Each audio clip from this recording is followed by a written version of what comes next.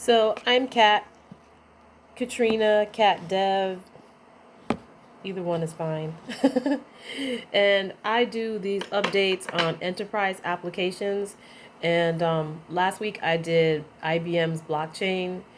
So I talked a little bit about blockchain and how I was interested in blockchain. And I talked about how I was interested in blockchain because I was doing a paper on it.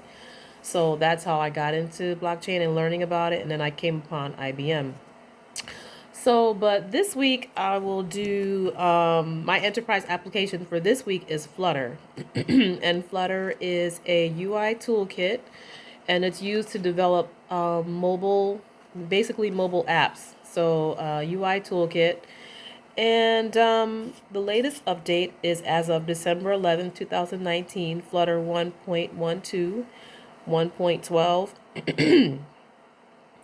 The latest update is Flutter is now ambient computing. So it merges not just iOS and Android, it merges multiple devices. So it merges phones, tablets, wearables, Google Nest Hub, TVs, wherever, whatever you're building, whatever application that you're building, if you're building it for a wearable, you can use Flutter for that type of application building. So I guess previously, it was based on just iOS and Android, and now it's ambient. So now you can do it across multiple devices. So that's awesome. So if anybody was, looking to start a new application or and integrate an old application, you could actually integrate your old applications.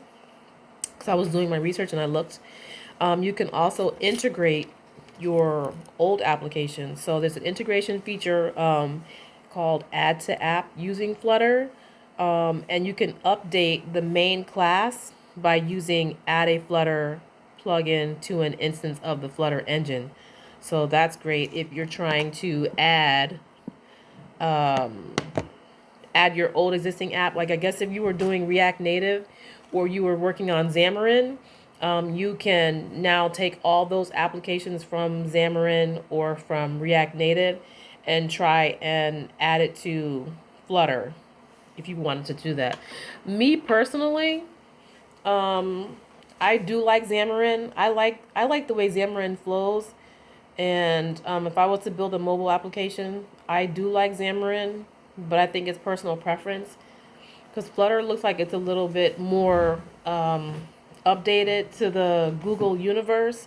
So I guess if you have like Google Nest Hub and you're building a wearable for another device, even if it's iOS, you can use Flutter for that. So I think it's just personal preference. Because I was looking at the difference. I personally like Xamarin too, for all the Xamarin people. And then the React Native people too, you can, use it, integrate it into Flutter. So, I mean, if you want to try it, you can try it, but that's up to you. I was looking at Flutter, and what I liked about Flutter is that they have, to me, it looks like somebody is there, whoever is behind Flutter, they are really basing it for the UI people, so the UI UX people. It has a lot to offer as far as UX and UI design. So what they did on their site, they've added 1,000 open source font families for the Google Fonts package. So that's good if if you're not a UI designer, if you don't design fonts, you can, there's 1,000 open source font families under Flutter, under the new Flutter update. So I thought that was great too. So, I mean, two things. So Flutter is now ambient computing. It merges multiple devices. Number two, it has added 1,000 open source font families. And what else did I say? You can add to the app. So if you are coming from React and if you're coming from Xamarin and say that your company is now using Flutter, you can use Flutter. You can just add it to the main class by using the Flutter plugin. So, and I was reading like if the Flutter engine is removed, it will invoke an on detached from engine. So it will invoke that instance.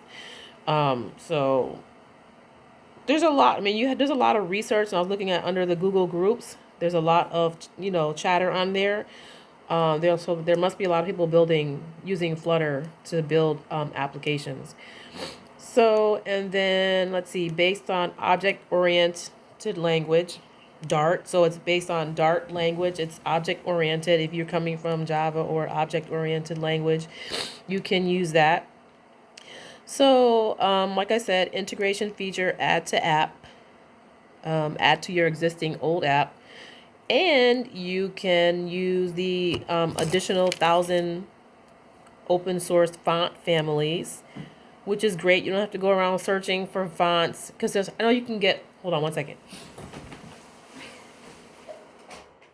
Because I love UI and I love UX, so you can get caught up in looking. I do. I get caught up in looking at the right font or the right design. So now you have 1,000 extra besides the fonts that you created or the fonts that you previously used for your other applications for all the UI people. So, and then it's multi-device and multi-platform. So that's good. I mean, I don't know about Xamarin, if Xamarin is multi-device or multi-platform. I don't know, but I do like Xamarin. I'm sorry, I do. I like Xamarin, but Flutter looks really nice, so it's just personal preference. If you like Flutter to design your mobile app. So, and I mean, just you have to look at it. Okay, if you're a UI person, if you're an application designer, and you work for a company, what is your company geared? What market is your company geared towards? I'm guessing if you're building applications, if you're a company that builds applications, it probably is multiple.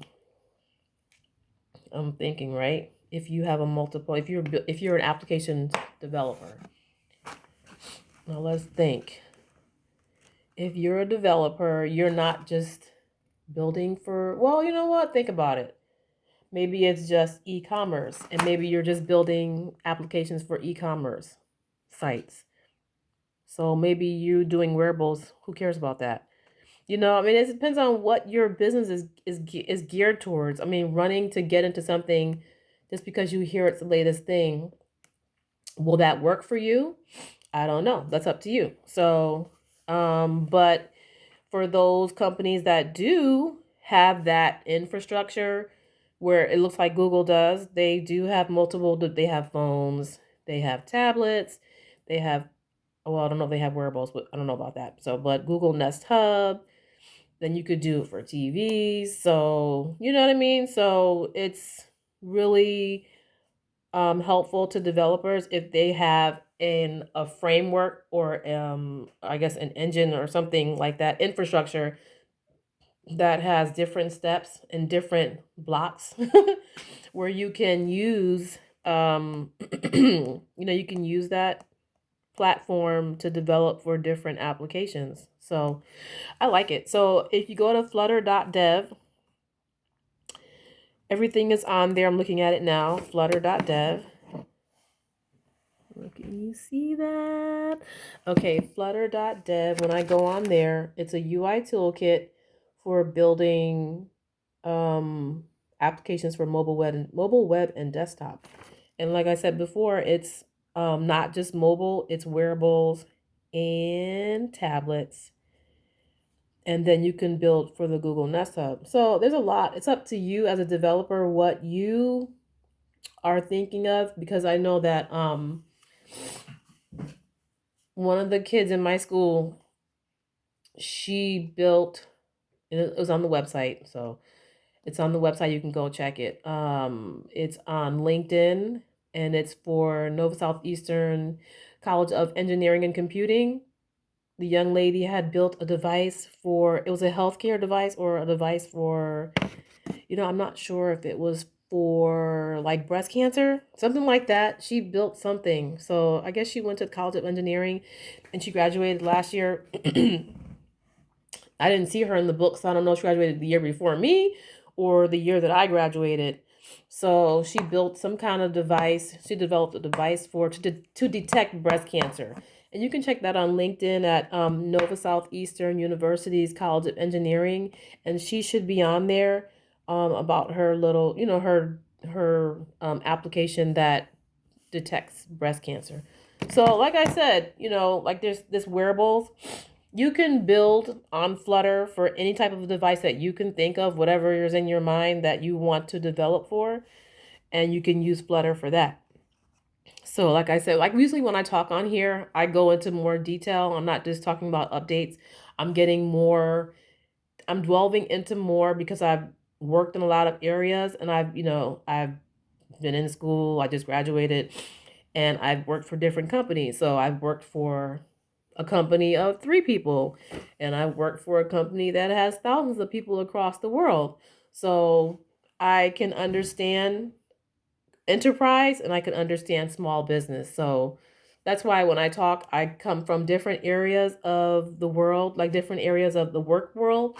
So I can understand different things. I can understand what works here and what doesn't work there because I've worked in many places. I've worked in a large city and I've worked in a small city. So I can understand like what goes on. But so flutter.dev, you can look up there. Dart is the language.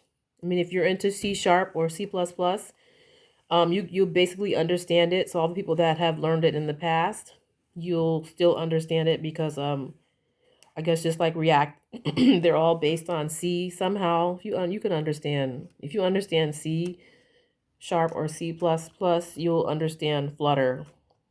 So, and then the React Native people, that's what I want to know too. If you've done React Native and you are what like one of the bootcamp people that studied React Native, how would you feel about doing so much in React Native, building all those projects in on React Native, and now they're moving into Flutter? That's why I say that things move so fast.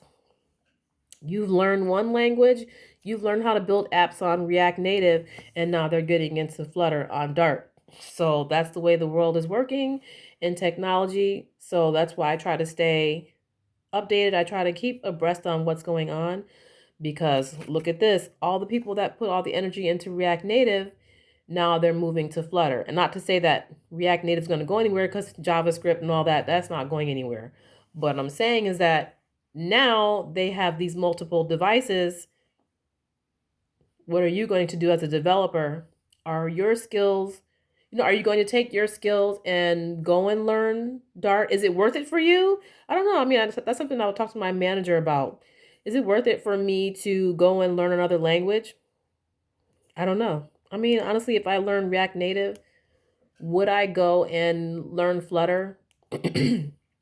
Yes, that's something that you have to think about as a developer. Like how much energy and time you're going to put into learning a new language. Do you have the time? Is it worth it for you to go back to school and learn it or do it online like on Udemy or something like that? Is it worth it for you?